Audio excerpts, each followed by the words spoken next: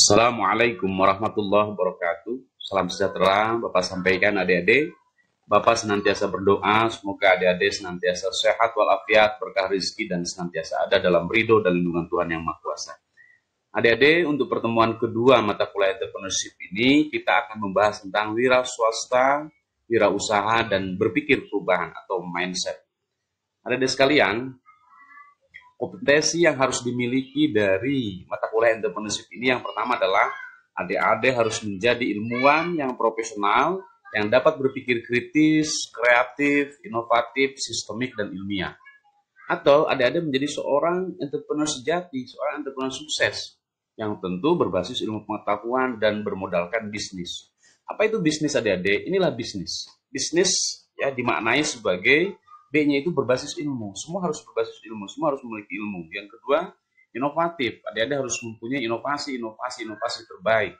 Yang ketiga, adik-adik harus punya strategi terbaik bagaimana membangun sebuah bisnis yang hebat. Kemudian yang ketiga, niat yang kuat, niat yang sungguh-sungguh, kemauan yang sangat sungguh-sungguh. Kemudian yang keempat, informasi dan teknologi. Ini adalah harus dikuasai. Bagaimana adik-adik menguasai informasi dan teknologi, terlebih adik-adik kuliah di bidang ilmu komputer. Kemudian yang terakhir supel. Supel itu fleksibel, mengikuti perkembangan zaman dan tidak kaku. Adik-adik. Itulah yang disebut dengan bisnis. Kemudian adik-adik, setiap mahasiswa ketika ditanya kuliah atau setelah kuliah itu mau jadi apa? Jawabannya bervariatif, tetapi mayoritas menjawab dia ingin bekerja, dia ingin mendapatkan pekerjaan yang lebih baik. Ya, jarang sekali yang ditanya itu ingin menjadi seorang bisnismen atau wirausaha atau pedagang. Ya, atau menjadi seorang karyawan sambil berwirausaha. Adik sekalian, kenapa mahasiswa memilih lulus kuliah atau kuliah itu untuk bekerja? Ya, karena mereka merasa bahwa untuk mencari pekerjaan itu mudah, kemudian berwirausaha sulit.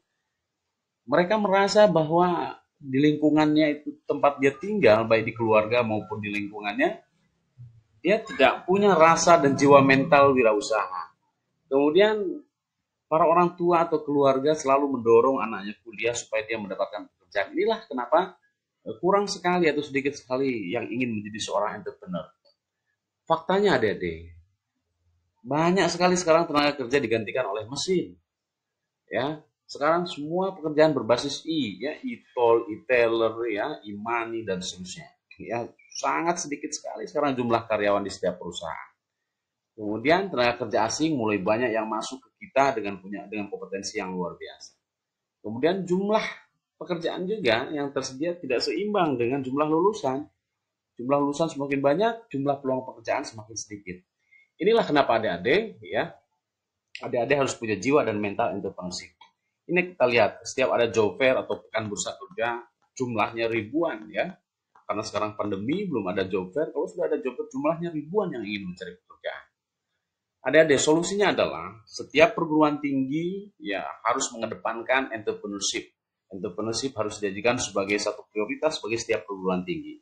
Bagaimana perguruan tinggi mampu menjadikan mahasiswa dan lulusannya seorang job creator, pemberi kerja, pencetak kerja, bukan hanya sebagai job seeker atau pencari pekerjaan. Kemudian yang kedua, adik-adik, pendidikan kewirausahaan atau entrepreneurship ini adalah pendidikan yang harus diprioritaskan oleh setiap perguruan tinggi. Bukan hanya sebagai materi atau mata kuliah yang diberikan selesai begitu saja, tapi bagaimana entrepreneurship ini menjadikan seorang mahasiswa berjiwa dan bermental entrepreneurship dan menjadi seorang entrepreneur yang hebat. Ada sekalian, kita lihat apa itu wira swasta. Wira swasta menurut Suparman Sumamiljo menekankan adanya peluang kelompok kreatif entrepreneur Indonesia untuk mengangkat bangsa dari kemiskinan. Nah, wira swasta ini berasal dari bahasa Sanskerta, wira, swa, dan sta. Wira itu artinya manusia unggul, teladan, berbudi luhur, berjiwa besar, berani, pahlawan atau pendekar kemajuan, dan berwatak agung. Sementara swa berarti sendiri, dan sta artinya berdiri. Sodagar, sau adalah 1000, dan dagar artinya akal, jadi artinya 1000 akal. Inilah arti dari wira swasta. Ada sekalian, kita lihat istilah wirausaha. Istilah wirausaha berasal dari kata entrepreneur dalam bahasa Prancis entrepreneur yang kemudian diterjemahkan ke dalam bahasa Inggris dengan arti between tackle atau go between atau artinya perantara. Memang secara harfiah wira artinya berani, sedangkan usaha adalah daya upaya.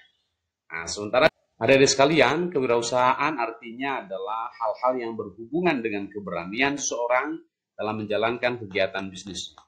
Entrepreneur adalah suatu kemampuan untuk mengelola sesuatu yang ada pada diri kita untuk dimanfaatkan dan ditingkatkan agar lebih optimal, sehingga dapat meningkatkan taraf hidup kita. Kita lihat adik-adik, pengertian wirausaha menurut para ahli. Ahli ekonomi mengatakan wirausaha itu adalah seorang atau sekelompok orang yang mengorganisir faktor-faktor produksi, alam, tenaga, modal, dan skill, keahlian ya, untuk tujuan berproduksi. Sementara ahli psikologi mengatakan wirausaha itu adalah seseorang yang memiliki dorongan kekuatan dari dalam untuk memperoleh sesuatu tujuan, suka mengadakan eksperimen atau untuk menampilkan kebebasan dirinya di luar kekuasaan orang lain. Sementara ahli bisnis mengatakan wirausaha adalah ancaman, pesaing baru, bisa juga partner atau mitra, bisa juga pemasok atau konsumen atau orang yang bisa diajak kerjasama. Ahli pemodal mengatakan wirausaha adalah seseorang yang menciptakan kesejahteraan, tapi orang lain yang menemukan cara baru untuk menggunakan sumber daya. Itu adik-adik sekalian, wirausaha menurut para ahli. Ada 3 jenis wirausaha. Pertama adalah necessity entrepreneur. Necessity entrepreneur ini adalah menjadi seorang wirausaha karena terpaksa dan desakan kebutuhan hidup. Jadi seseorang berwirausaha karena memang tidak punya pekerjaan dan ada kebutuhan hidup. Dia terpaksa menjadi seorang entrepreneur, itulah disebut dengan necessity entrepreneur. Yang kedua, replicative entrepreneur, yaitu seseorang menjadi wirausaha yang cenderung meniru-niru bisnis yang sangat ngetren, yang sedang booming, sehingga rawan terhadap persaingan dan kejatuhan. Kemudian yang ketiga, innovative entrepreneur, yaitu wirausaha inovatif yang terus berpikir kreatif, visioner dalam melihat peluang di masa yang akan datang dan terus meningkatkan usahanya. Jadi dari ketiga jenis wirausaha ini, inovatif entrepreneur adalah seorang wirausahaan yang sejati, yang hebat dari sekalian. Jadi pilihlah inovatif entrepreneur. Nah, ada sekalian, Robert Kiyosaki ya, dalam bukunya yang sangat hebat, sangat terkenal, yaitu Cash Flow Quadrant, dia membagi kuadran manusia dalam karir atau dalam pekerjaannya ke dalam 4, yaitu kuadran sebelah kiri dan kuadran sebelah kanan. Kuadran sebelah kiri ini sering diistilahkan sebagai kuadran passive income, active income, sementara sebelah kanan disebut dengan passive income. Sebelah kiri itu yang pertama adalah employee. Employee itu seorang yang bekerja, seorang karyawan pegawai. Dia akan mendapatkan uang, dia akan mendapatkan penghasilan karena dia bekerja, ya, seorang karyawan dan seorang pegawai. Kemudian yang kedua self-employed. Self-employed itu dia seorang yang mempunyai pekerjaan, seorang yang mempunyai pekerjaan atau keahlian, ya. Misalnya seorang dokter, karena dia punya keahlian, ya, kemudian dia dipanggil, dia bekerja dan dia menghasilkan sesuatu. Seorang bidan misalnya, dia punya keahlian, dipanggil, ya, kemudian dia mendapatkan penghasilan. Seorang programmer misalnya, adik-adik nanti menjadi seorang programmer yang hebat karena punya keahlian, dipanggil, bekerja dan mendapatkan penghasilan. Kemudian yang sebelah kanan, yang pertama business owner. Business owner ini adalah seorang entrepreneur, seseorang yang mempunyai wirausaha, seorang yang punya bisnis. Dia punya bisnis, ya, dia punya karyawan, dia punya usaha dan dia menghasilkan income dari usahanya itu. Kemudian investor, I-nya itu investor. Investor ini adalah seseorang yang dia mempunyai investasi dalam bentuk uang misalnya atau dalam bentuk barang misalnya, dia investasikan untuk menghasilkan sesuatu.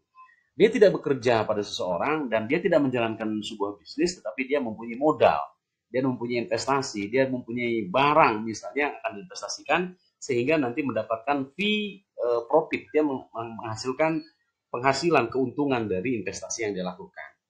Inilah ada yang disebut dengan cash flow kuadrannya Robert Kiyosaki.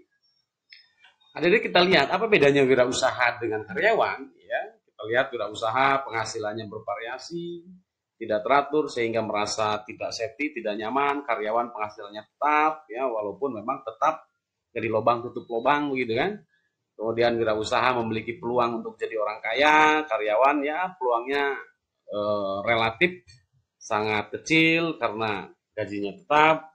Kemudian wirausaha pekerjaannya bersifat tidak rutin, ya, kadang-kadang pagi, kadang-kadang siang, sore, tergantung pesanan atau tergantung kebutuhan. Karyawan tentu pekerjaannya sangat rutin. Kemudian kewirausahaan atau wirausaha kebebasan waktunya sangat tinggi. Karyawan waktunya tidak bebas, sudah dibatasi karena ada jam kerja, ya. Kemudian wirausaha Nah, adik-adik sekalian, dari mana seorang wirausahawan atau entrepreneur dia menghasilkan keuntungan atau profit? Tentu yang pertama, terbuka peluang untuk mencapai tujuan yang dikehendaki sendiri. Jadi dia seorang wirausaha mempunyai peluang-peluang yang sangat bagus ke depan ketika dia betul-betul berwirausaha sangat hebat. Yang kedua, terbuka peluang untuk mendemonstrasikan kemampuan serta potensi seseorang secara penuh. Dia bisa mengangkat potensi dirinya agar potensi-potensi yang ada dalam diri kita bisa muncul, kemudian bisa diberdayakan. Kemudian yang ketiga, terbuka peluang untuk memperoleh manfaat dan keuntungan secara maksimal. Yang keempat, terbuka peluang untuk membantu masyarakat dengan usaha-usaha yang sangat konkret. Jadi masyarakat bisa terbantu, ya, yang tidak bekerja bisa dialokasikan untuk bisa bekerja. Kemudian juga terbuka kesempatan untuk menjadi bos, artinya untuk mempunyai anak buah atau karyawan.